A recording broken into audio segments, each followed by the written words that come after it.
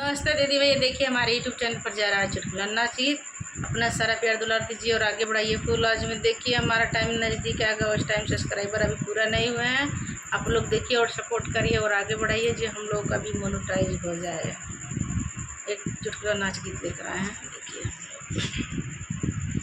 नाई हरवा में ठंडी बेयार ससुरावा ना जइबो। नाई हरवा में ठंडी बेयार ससुरावा ना जइबो। नैहर में मिलेला खोआ मलाई, नैहर में मिलेला खोआ मलाई। ससुरा में सूखल रोटी नहीं ससुरावा ना जइबो।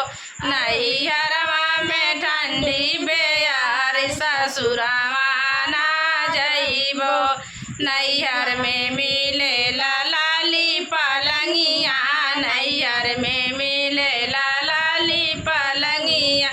अरे ससुरा में टूटई खाटियावा ससुरा ना जइबो।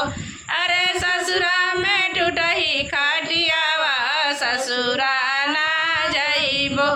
नैहरवा में ठंडी बेयार ससुरावा ना जइबो। नैहर में मिलेली सखी साले हरी, नैहर में मिलेली सखी साले हरी। अरे ससुरा में गोतनी खराब ससुरा ना जइबो।